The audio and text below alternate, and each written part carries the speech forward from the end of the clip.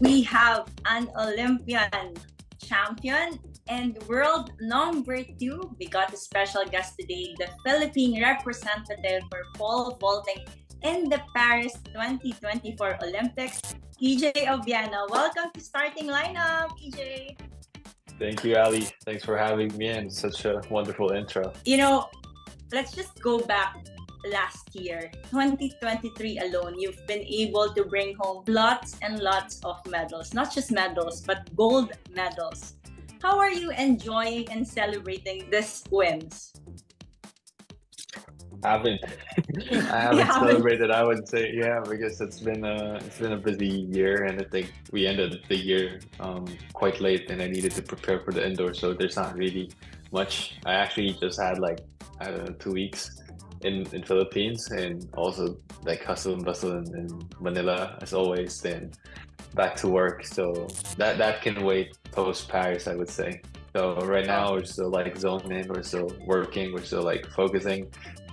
Delayed gratification, I would say. Well, it's more recent to celebrate right after Paris, right? But fingers crossed on that one. Yeah, we're praying for you. But a day after the qualifying tournaments began, you've managed to secure already your Paris ticket. Was that at the back of your mind during that tournament? That was the biggest thing for that meet. To be honest, it's more get it out of the way so we can plan the rest of the season. So we're not, stressing, okay, we need to make the cut, we need to make the points. We're just okay, we need to be there on August 3 and August 5. What do we need to do from between that? It's up to us. If we want to compete, we compete. If we want to prepare, we prepare. But would you say that was the momentum was there already? Was that part of it, that momentum also helped you? I was in a good shape, that's for sure. I would say I was pretty healthy. I was jumping pretty well. Sensation-wise, my vaulting was pretty good. So I would say, the momentum definitely played the role. But at the same time, I think at our game, there's not much, I would say, momentum. It's more how are you feeling with the season? Are you physically healthy? Is your jumps clicking? That's pretty much it. Prior to the summer games, EJ, you're expected to compete in 7 more competitions. And more or less, yeah. More or less. And the next competition would be this May 18. How are you preparing for it?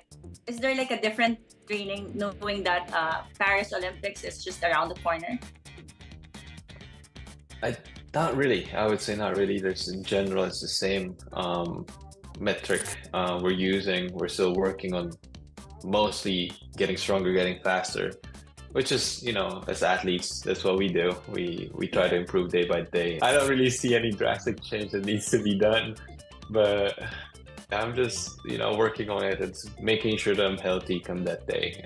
So that's why I said more or less. So depends. If I'm healthy and feeling good, it might be more. If I'm feeling that I had enough with the competition, I'm good, then we'll call it. But for now, that's the initial plan coming into Paris. After competing to probably hundreds of tournaments before the Paris Olympics, you just want to feel like you're 100% and healthy physically and mentally. That's the most important thing right Definitely. now. But I'm just really curious, EJ. You've been joining a lot of tournaments. You've been winning. I'm very curious. How do you manage to not really be burnt out physically and mentally? I wouldn't say I'm immune to it, but I do enjoy the sport that I do. So I think that's one of the plus. And I think I'm still at that age where I enjoy traveling in a way, some sort of way. I still have that, I would say, that grit, that hunger to pursue the things that I do. I think that's the biggest thing for me, to kind of avoid the burnout. And at the same time, so I do more or less in a season 20 competition.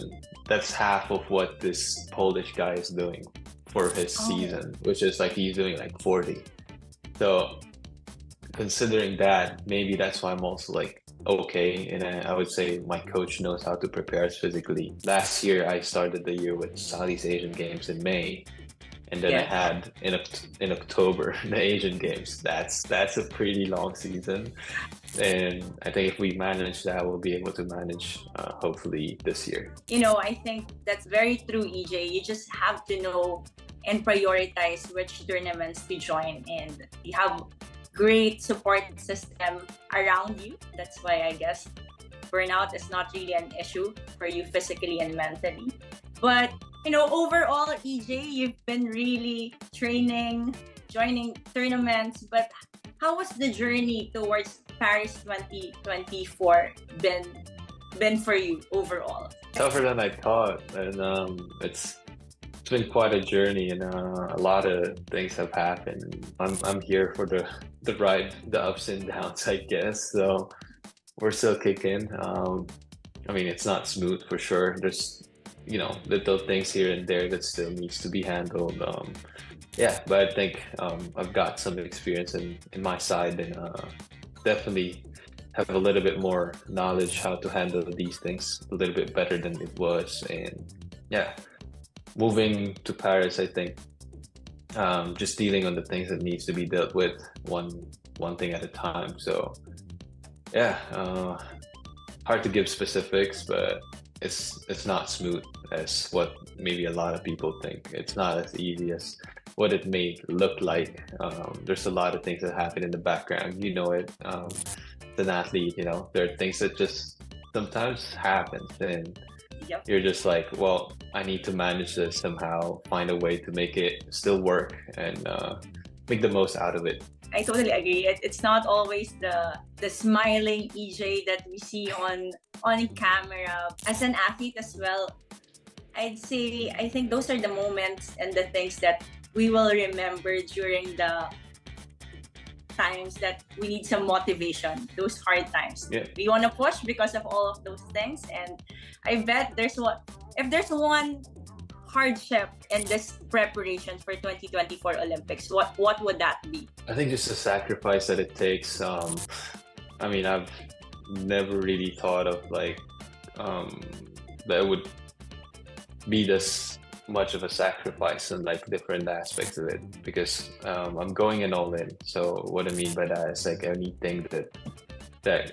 doesn't help kind of needs to be either put aside or cut off. So I didn't think that it would come to that point. Let's just put it that way. So I would say that's probably the hardest sacrifice. And of course, just keeping that motivation, keeping that 100% each time you step on the track is hard, but that is a little bit more manageable, I would say. We'll be there to support you, don't worry, so that you have extra Thank you. energy and motivation.